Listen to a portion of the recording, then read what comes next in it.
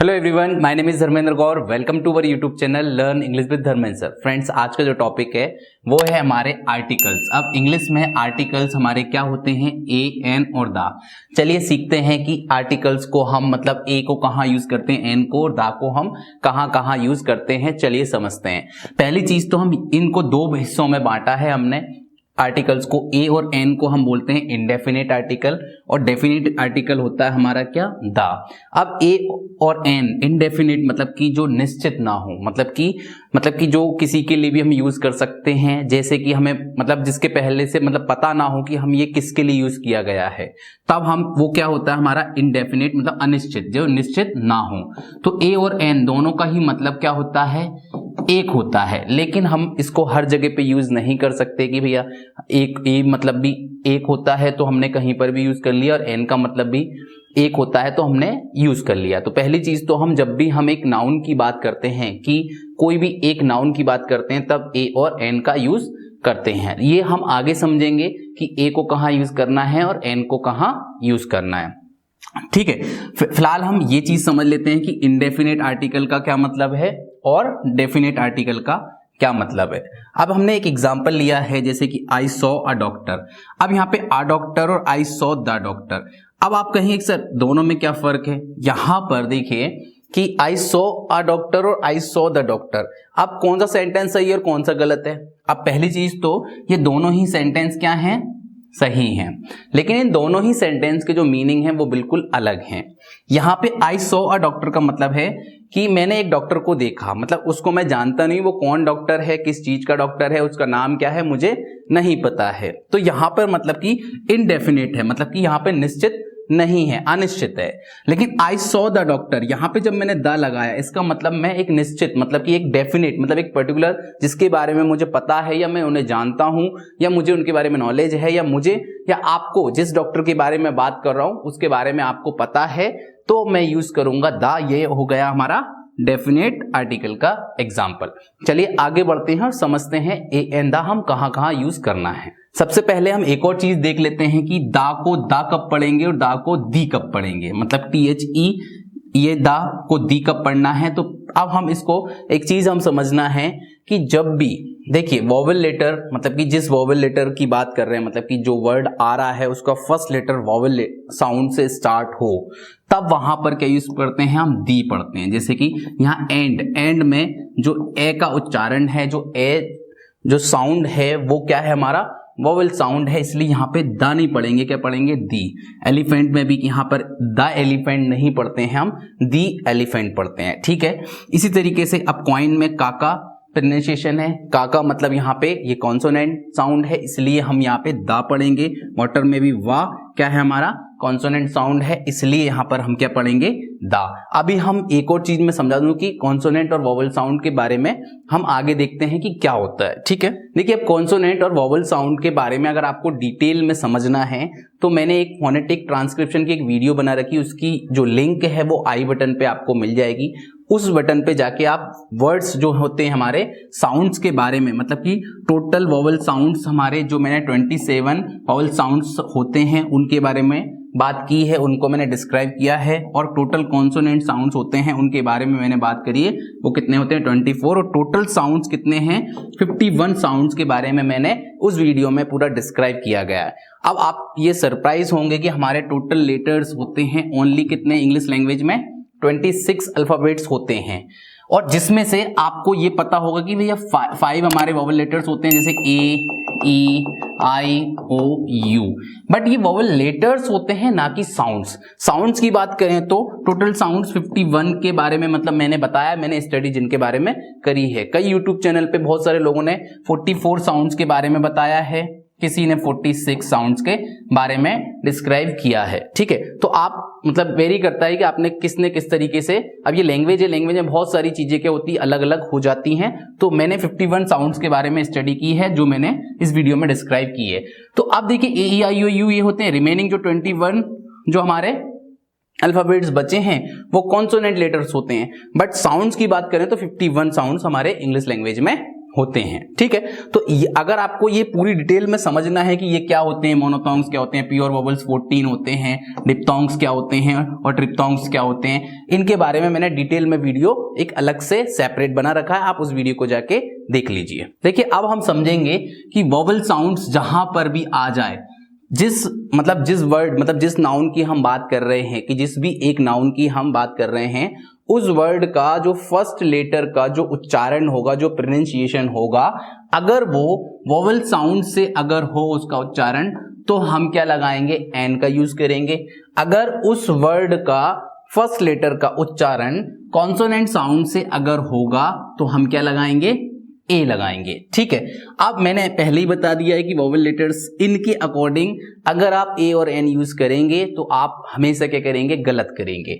Vowel letters जैसे कि मैंने बताया कि ए ई आई ओ यू, ये 5 हमारे वोवेल लेटर्स होते हैं, बट हमें यहां ध्यान रखना है वोवेल साउंड्स के बारे में।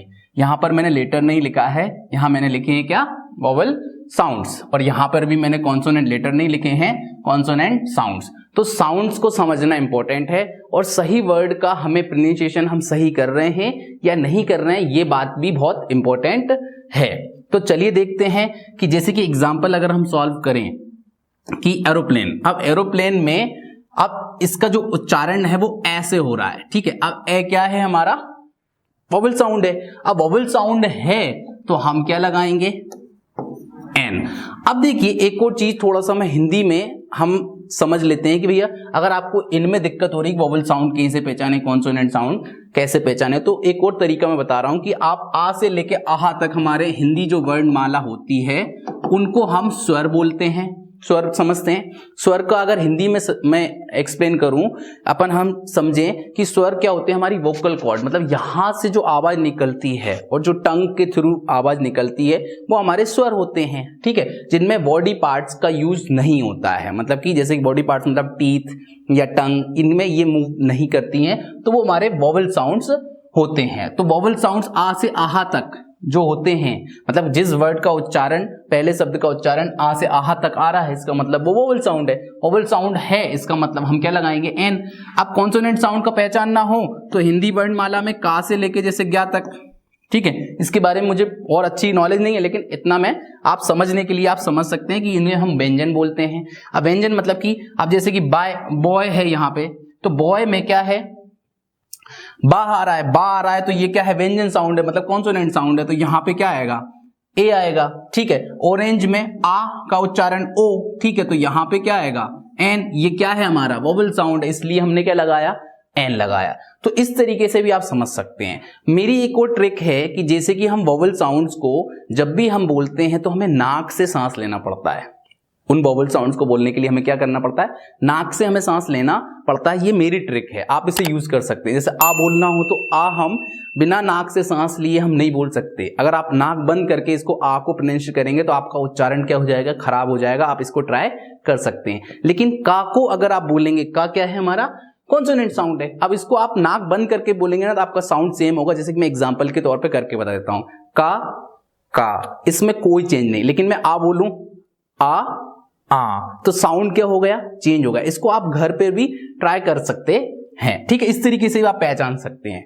अब यहाँ पे यूरोपियन, अब यहाँ पे ई क्या है, अब इसके अकॉर्डिंग देखा जाए तो ई तो हमारा क्या है, वोवेल लेटर है, तो एन आएगा नहीं। लेकिन यहाँ पे ई का साउंड क्या है, या, यूरोपियन, यू। ठीक है, इस तरीके से तो ये क्या आएगा, यहां पर एन नहीं आएगा, यहां पे क्या आएगा, ए आएगा। ठीक है, इस तरीके से तो अ यूरोपियन। अब यूनिक में भी या का साउंड है तो यहां पे क्या आएगा, ए आएगा। 1 रुपी, अब ओ यहां पे भैया वोवेल लेटर है तो उसके अकॉर्डिंग तो एन आएगा, बट यहां पे वा का साउंड आ रहा है इसलिए क्या आएगा, ए। अब यहां पे एम है, अब एम तो क्या है, कॉन्सोनेंट लेटर है, तो लेकिन एम का उच्चारण ऐसे हो रहा है। ठीक है, तो ए क्या है, हमारा वोवेल साउंड है, वोवेल साउंड है इसलिए यहां पे क्या आएगा, एन। अम्ब्रेला में यू है, लेकिन यू नहीं, आ का उच्चारण है इसलिए यहां पर भी क्या आएगा, एन आएगा। ठीक है, चलिए कुछ और एग्जांपल्स देखते हैं। अब देखते हैं यहां पर कुछ और एग्जांपल्स हैं। आर, अब यहां पे आर क्या है, एच क्या है, यहां पर साइलेंट है। ठीक है, इसको हावर नहीं पढ़ते आर। ठीक है, तो यहां पे आ से उच्चारण हो रहा है इसलिए एन लगाएंगे। यहां पर भी एस साइलेंट है, एयर पढ़ते हैं इसको तो एन आएगा। एस पी, अब यहां पे एस का सा का उच्चारण नहीं है, ए का उच्चारण है, यहां पर भी क्या आएगा, एन आएगा। यूनिवर्सिटी में या का उच्चारण है तो आ यूनिवर्सिटी आएगा। ऑनरेबल में एस साइलेंट है तो यहाँ पे क्या आएगा, एन आएगा, एन ऑनरेबल। ऑनेस्ट में भी एच साइलेंट है तो एन आएगा। तो हमें ये नहीं देखना है कि फर्स्ट लेटर भैया एच आ गया इसका मतलब ए आएगा, ऐसा नहीं है। उसका साउंड पहचानना है कि वॉवल साउंड है तो एन आएगा, कॉन्सोनेंट साउंड है तो वहां पे ए आएगा। ठीक है, चलिए आगे देखेंगे हम कि कहां पर और ए और एन का यूज होता है। ठीक है, जब भी देखिए use article before singular countable noun, जब भी सिंगुलर काउंटेबल नाउन की हम बात करते हैं तब हम ए और एन का यूज करते हैं। लेकिन यहाँ पे प्लेस भी हमें समझना होगा कि लगाना कहाँ है। अब नाउन जैसे कि सी इज अ गर्ल, अब गर्ल क्या है, यहाँ पर क्या है, नाउन है, तो वह एक क्या है, लड़की है। तो एक लड़की के लिए हमने यहाँ पे गर्ल के पहले क्या लगा दिया, अ लगा दिया। लेकिन देखिए अब यहां पे बोल रहा हूं सी इज अ ब्यूटीफुल गर्ल, अब यहां पर आ लगाया है ना कि यहां पर लगाया है। अब सी इज ब्यूटीफुल अ गर्ल अगर ऐसा होगा तो देखिए एडजेक्टिव या फिर किसी सेंटेंस में एडवर्ब आ जाए एक साथ या, तो क्या होगा कि उसके पहले आएगा, किसके पहले आएगा, एडजेक्टिव या एडवर्ब के पहले ए या एन आएगा। अब एक चीज और समझिए कि यहां पर हम जो ए का यूज कर रहे हैं वो किसके लिए यूज कर रहे हैं, एक सिंगुलर काउंटेबल नाउन के लिए, मतलब गर्ल यहां पे क्या है, नाउन है। ठीक है, उसके लिए यूज कर रहे हैं। अब ए जो है वो काम किसके लिए कर रहा है, गर्ल मतलब नाउन के लिए। लेकिन यहां पर एक और सेंटेंस में एक और वर्ड आ गया, क्या आ गया है, ब्यूटीफुल आ गया। अब भैया देखिए कि यहां पे ये काम तो किसके लिए कर रहा है, ए गर्ल के लिए, लेकिन यहाँ पे साउंड यूज करेगा जी का नहीं, गा का नहीं, यहाँ पे ब्यूटीफुल मतलब बा का हमें साउंड लेना है। मतलब कि काम इसके लिए करेगा लेकिन जो साउंड यूज होगा, मतलब ए और एन हम जो यूज करेंगे वो किसके अकॉर्डिंग करेंगे, मतलब कि एडजेक्टिव या एडवर्ब जो उसका पड़ोसी शब्द होगा उसके अकॉर्डिंग हम उसका साउंड यूज करके ए या एन लगाएंगे। ऐसा नहीं है कि हमने गर्ल के अकॉर्डिंग जी आ गया तो भैया ये क्या है, कॉन्सोनेंट है तो ए लगा दिया। ठीक है, तो ऐसा नहीं करना है। ठीक है, अब एक और एग्जांपल है, she is a very beautiful girl. अब यहाँ पे ए काम किसके लिए कर रहा है, गर्ल के लिए, लेकिन अब यहाँ ब्यूटीफुल का जो है वो साउंड यूज नहीं कर रहा है। अब यहाँ वेरी का एडवर्ब जो आ गई इसका साउंड यूज करके ए या एन हम लगाएंगे। तो आई होप कि आपको ये समझ में आ गया होगा कि ये प्लेस कौन सी होगी और साउंड किसका यूज करेगा, मतलब कि कौन से साउंड को हमें देख के ए और एन का यूज करना है। चलिए देखते हैं कुछ और एग्जांपल्स और इनको हम लिख के हम समझते हैं। आप भी इस वीडियो को पॉज करके और इसको सॉल्व करिए फटाफट कि कहाँ ए आएगा कहाँ एन आएगा। चलिए मैं स्टार्ट करता हूं। जैसे कि इट इज डैश पेन, अब पेन क्या है, पा हमारा क्या है, कॉन्सोनेंट साउंड है तो क्या आएगा यहाँ पर, ए आएगा। ही इज डैश इंडियन, अब इंडियन में ई क्या है हमारा, वॉवल साउंड है तो यहाँ पे क्या आएगा, एन आएगा। This is dash umbrella, umbrella में आ क्या है हमारा, वॉवल साउंड है तो यहाँ पे क्या आएगा, एन आएगा। It is dash unit of measurement, अब यूनिट में या का प्रोनाउंसिएशन है, या क्या है, कॉन्सोनेंट साउंड है तो यहाँ पे ए आएगा ना कि एन आएगा। ठीक है, the train is dash hour late, अब एस साइलेंट है, आर मतलब क्या है, वॉवल साउंड है, वॉवल साउंड है तो यहाँ पे क्या आएगा, एन आर लेट। इस तरीके से अब देखेंगे हम दा का यूज, दा का यूज हम कहां कहां करते हैं इसको हम थोड़ा सा समझ लेते हैं। देखिए पहला जो यूज है कि unique things in the universe, मतलब कि जो भी हमारे यूनिवर्स में, हमारे संसार में कोई भी यूनिक चीज है और हम उसके बारे में हम जब बात करते हैं तब हम क्या यूज करते हैं, द लगाते हैं। जैसे the sun, the moon, the Antarctica, the earth, the sky, the universe, the morning, ऐसे कि सुबह शाम दोपहर के लिए भी हम क्या यूज करते हैं, द यूज करते हैं। कोई भी दिशाओं का नाम, the east, the west, the north, the south, world हो, the world, the stars, the sea. ठीक है, इस तरीके से तो हम क्या यूज करते हैं, दा का यूज करते हैं। और समझते हैं कि जब भी कोई गल्फ खाड़ियों के नाम आ जाए, ठीक है, या रिवर्स के नाम आ जाए, जैसे the Ganga, the Narmada, the Kaveri, इस तरीके से समुद्र के नाम आ जाए तो भी क्या यूज करते हैं, हम दा यूज करते हैं। महासागर के नाम आ जाए, ठीक है, या ग्रुप ऑफ आइलैंड्स के नाम आ जाए तो भी हम क्या यूज करेंगे, दा। चेन्स ऑफ माउंटेन्स, पर्वत पहाड़ इनके नाम हो, ठीक है, उनको भी हम क्या यूज करते हैं, दा यूज करते हैं। उनसे पहले कैनाल्स या बुक्स के नाम आ जाए, या कोई भी प्रॉपर नाउन के बारे में जब हम बात करते हैं। प्रॉपर नाउन क्या होते हैं, कॉमन नाउन, मतलब कि पेन क्या है, कॉमन नाउन है, लेकिन जब हम किसी चीज का नाम लेते हैं तो वो क्या हो जाती है, प्रॉपर नाउन हो जाती है। तो प्रॉपर नाउन के पहले मतलब किसी भी चीज का नाम, जैसे बुक्स है तो बुक्स में the Ramayana, the Gita, the Bible, ये सब इनके पहले क्या लगाएंगे हम, दा का यूज करते हैं। चलिए आगे बढ़ते हैं, कुछ और एग्जांपल समझते हैं। नेक्स्ट यूज है कि यूज फॉर स्पेसिफिक ऑब्जेक्ट और objects that both the speakers and listener know. अब देखिए ऐसी कोई चीज के बारे में हम बात कर रहे हैं कि जो बोलने वाले को पता है कि मैं किस बारे में बात कर रहा हूं, किस चीज के बारे में बात कर रहा हूं, और सुनने वालों को पता है कि ये किस चीज के बारे में बात कर रहे हैं, तब क्या यूज होता है द। जैसे कि ओपन द डोर या ओपन द विंडो। अब मुझे और आपको सुनने वालों को पता है कि भैया मैं किस विंडो या किस दरवाजे के बारे में बात कर रहा हूं। तो मतलब कि एक चीज और समझ सकते हैं कि जब कॉमन नाउन को एज अ प्रॉपर नाउन जब हम यूज करते हैं तब भी क्या यूज करते हैं द। जैसे कि दिस इज अ पेन, ये एक पेन है, ठीक है। अब मैं यहां पर बहुत सारे पेन यूज कर रहे हैं, रखे हैं। सपोज आप दुकान पे गए लेने और वहां पर आप एक पेन को ही एक पर्टिकुलर इशारा करके बोल रहे हैं कि मुझे ये वाला पेन चाहिए, तो आई वॉन्ट द पेन, इस तरीके से द यूज होगा। Did they post the letter. अब उनको सुनने वाले को और बोलने वाले को पता है कि भाई मैं किस लेटर के बारे में बात कर रहा हूं, तो हमने लेटर के पहले क्या लगा दिया, द लगा दिया। Can you give me the books on the table. अब मुझे या सामने वाले को पता है कि भैया मैं कौन सी बुक्स की बात कर रहा हूं, जिन्हें मतलब देना है। सिट इन द बस, ठीक है, तो यहाँ पे कौन सी बस के बारे में बात कर रहे हैं, भाई कौन सी बस में बैठना है, ठीक है। तो इसके पहले भी हम क्या यूज करते हैं, द का यूज करते हैं। अब देखिए और द कहां यूज होता है, used when we mention the object again. अब एक और चीज समझिए कि जब भी हम किसी नाउन के बारे में पहले से किसी चीज के बारे में बात कर रहे हैं तो फर्स्ट सेंटेंस में हम सिर्फ ए या एन लगाएंगे, ठीक है, लेकिन दोबारा उसी सेंटेंस में दोबारा उसी चीज के बारे में बात करते हैं तब हम क्या यूज करते हैं द। जैसे कि एग्जांपल देखते हैं, आई सॉ अ मूवी। अब मैंने क्या देखी, एक मूवी देखी, ठीक है, लास्ट नाइट। अब द मूवी, अब दोबारा हम उसी मूवी के बारे में कुछ बात कर रहे हैं तो हम क्या लगाएंगे the movie based on the real life incident. तो हम सेकेंड टाइम जब भी हम किसी चीज के बारे में बात करते हैं तब हम क्या यूज करते हैं द।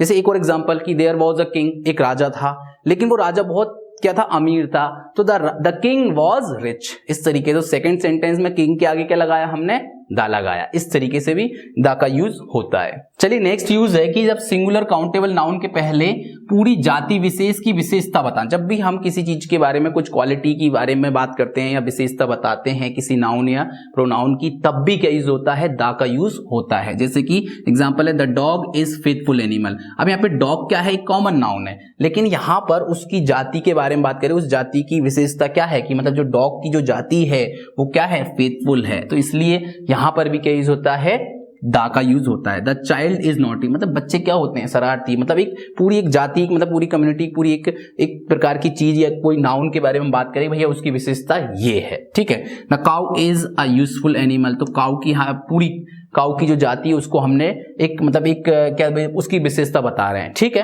अब दर, माप या हिसाब के लिए भी हम क्या यूज करते हैं, द का यूज करते हैं। जैसे oil is sold by the litre, sugar is sold by the kilo, इस तरीके से। चलिए देखते हैं कुछ और एग्जांपल। जब भी हम किसी इन्वेंशन के बारे में बात करते हैं, जैसे हु इन्वेंटेड द टेलीफोन, तो जब भी ऐसे हु इन्वेंटेड द रेडियो, इस तरीके से तब भी क्या यूज होता है, द का यूज होता है। म्यूजिकल इंस्ट्रूमेंट्स के बारे में बात करते हैं तब भी हम क्या यूज करते हैं, the. I can play the guitar, इस तरीके से। या सुपरलेटिव डिग्री के लिए भी हम क्या यूज करते हैं, द का यूज करते हैं। जैसे कि बबीता, अब सुपरलेटिव डिग्री क्या होती है, मतलब पॉजिटिव डिग्री, ठीक है, एक होती है दूसरी कंपैरेटिव डिग्री और तीसरी होती है सुपरलेटिव डिग्री के, तब भी हम क्या यूज करते हैं, द का यूज करते हैं। जैसे Babita is the best student in the class, इस तरीके से। कंपैरेटिव डिग्री में होता है लेकिन अलग अलग जगह पे। इसके और भी बहुत सारे यूजेस हैं, इसको हम किसी और वीडियो में कवर करेंगे। आई होप कि आपको इतना शॉर्ट में ए एन द का यूज समझ में आ गया होगा। अगर आपको ये वीडियो पसंद आया हो तो लाइक, शेयर एंड सब्सक्राइब करना ना भूलें। Thanks for watching.